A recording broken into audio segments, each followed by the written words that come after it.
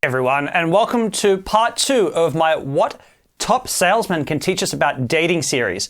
My part 1 video that I made a few weeks ago got so many guys telling me they wanted more videos on this topic that I decided I had to extend this series out into a number of videos. So today what I'm going to talk about is rejection, and primarily how we respond to rejection, because rejection is one of the things that keeps most men from ever working on their dating skills, and it's one of the things that, of course, keeps most sales guys from ever becoming really good at sales. In fact, a lot of guys who try their hand at sales run away, never having had any degree of success because they just can't manage their relationship to the failures they're going to have along the way. If you haven't seen part 1 of this series yet, I highly recommend you check that out as well. Go ahead and check that out. I'll put a link down in the comments below. For the rest of you, get strapped in and let's get started. Really quick, I want you to think about some of your favorite sales movies. Movies like Wolf of Wall Street, movies like Boiler Room or Jerry Maguire. And if you haven't heard of those last 2 movies, it's because I'm showing my age. But nonetheless, whenever you see one of these movies, what do you see? You see the person who's not interested at all in buying a product until our protagonist comes onto the scene, says some magic words, and hey presto, that person suddenly wants to buy the product. Or you see the guy who's really amazing at dating, like, say, Will Smith in Hitch, and there's a woman who's got no interest in talking to any guys. In fact, she's angry at men in general until Will Smith comes along, says, abracadabra, and suddenly she wants to date him and have his babies.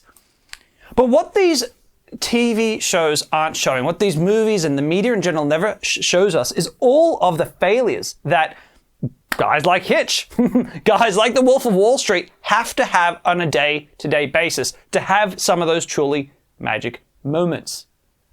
In fact, it's our relationship to failure that really distinguishes between people who are successful in almost anything, not just sales or meeting women, but almost any area of your life. Because to be successful means you're going to have to fail consistently. It's going to have to become a part of the landscape. The difficulty and the reason so many of us struggle with this is that growing up, we are taught that failure is a source of shame. If you fail at something, you should feel bad. If you fail at something, you probably should try to hide it from your mates. Try to hide it from people. And so anytime we get rejected, especially rejection, right, in the dating scene, but also in sales, we take it personally. We feel ashamed. We want to curl up and crawl inside and forget about it and block it off and pretend it never happened. But people who are really amazing at sales, the top sales guys, do you know what they do? They see every failure as a chance to learn something.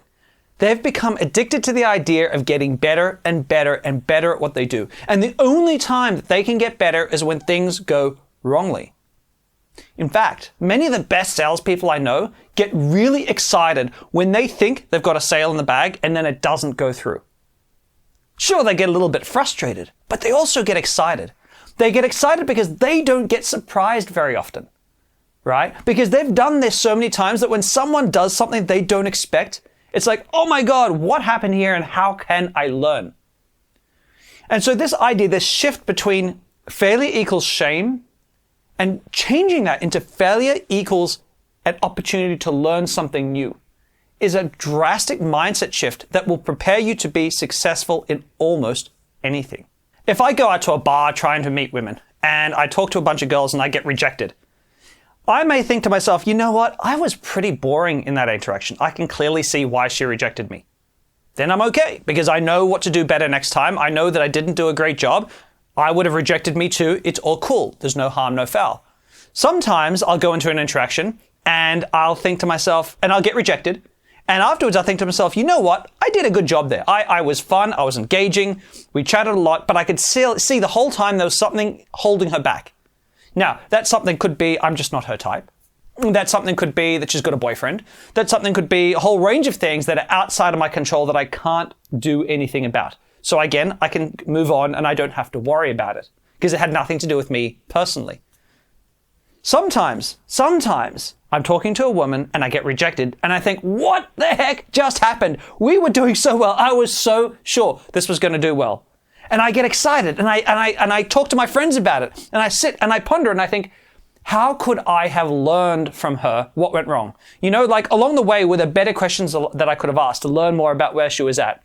afterwards, when she did reject me, is there anything I could have said that wouldn't have necessarily turned the situation around, but would have helped me learn more about what went wrong in this interaction, or where she was at, or what could have been going on in her life that I didn't foresee?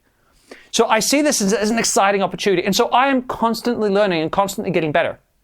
But one thing's for sure is I'm constantly getting rejected, right? I get success. I get results. But there isn't a salesperson or a guy who's great with women alive that I've ever met who doesn't get rejected way more than they get success. And there's another really fascinating and almost unbelievable aspect to top salespeople and the way they relate to rejection.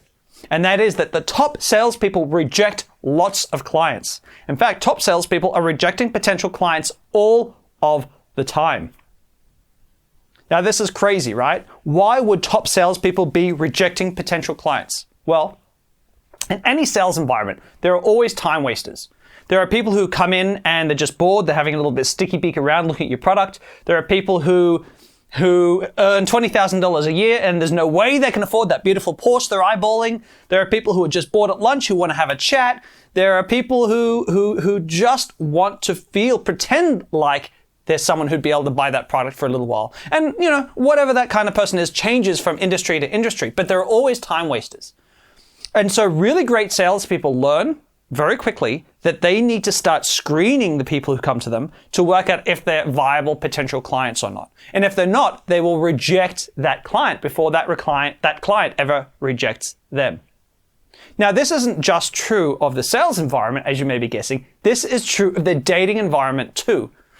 You see, too many guys, when they meet a girl, have this mindset of, I gotta make her like me, gotta make her like me, gotta make her like me. They're so focused on making her like you, trying to anyway, that they don't realize that a whole bunch of women they could be meeting are totally unsuitable for a variety of reasons, right? They should be unsuitable and you should be rejecting them, not trying your best to make them like you and then get rejected anyway because they're not suitable.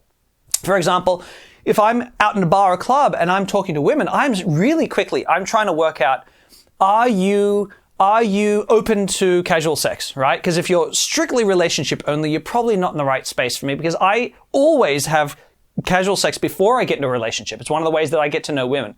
I want to know a little bit about your political leanings, right? Because if you're super really far left or super really far right as a centrist, you and me probably aren't going to get along very well. There's a lot of are you really religious? I don't get along with really religious people because I'm really pragmatic. I'm really scientific in my way of thinking. So there are a lot of little things like this that I'm looking out for in the women, right? And if they don't pass any of these things, then I'm going to be like, cool, nice to meet you, got to get back to my friends. I'm going to reject them. And there are many reasons why I might do that, because we know sometimes women are just out at a bar or club and they just want attention. They don't really want to date anyone. Sometimes they got a boyfriend and they just like the attention, right? These things happen. And one of the things you have to do is start rejecting these women. Suss it out early on, reject and move on. Now, this is powerful not just because you're saving yourself time and not wasting time. And it's great for that reason. But it's even more powerful because by being so focused on trying to make women like you give away a lot of your personal power to women, right? You make yourself supplicative and like, please like me, please like me, please like me. And that's a very weak position. However, if you go in and your attitude is, okay, you're cute, that's why I'm here. Now let me suss you out and see if I want to stay here talking to you. That's really powerful because now you're not giving away power. You're holding on to the power. You're saying, prove yourself to me. Now, it's okay. She should be doing the same thing back, being like, this guy's approached me. I'm going to have to see if I like him. Prove yourself to me. But it should be a two-way street of you both working out, screening each other to work out if you want to keep talking or not. But once you do that, your attractiveness level, your value in her eyes will go up dramatically, as well as your value in your own eyes, because you're walking up to a really hot woman knowing you're perfectly willing to walk away if she doesn't match the things you want. Her being hot isn't the only requirement for you, and that's really important. I don't think I've ever met a guy who thinks, you know what, the only thing she's got to have is that she's got to be hot. As long as she's hot, I'm all good. Guys with that mentality almost never do well with women, unless they're super famous, things like that. The rare exceptions, but regular guys, that is never the mindset that's ever going to do you any good. So that's it for today. You just need to start focusing on what can I learn from every rejection. Make it a learning opportunity. Get excited about rejections and take the time to see what you can learn and change and improve for next time. As long as you keep changing and improving, your results are going to get better. And secondly, you want to start learning to screen women. Be actively screening every woman you talk to so that your value goes up, you don't waste any time, and you're not going to be so needy anymore in your interactions. As always, I hope you've enjoyed this video. I'll be sure to come out with a part 3 soon enough. Take care, stay safe, and I look forward to seeing you in my future videos.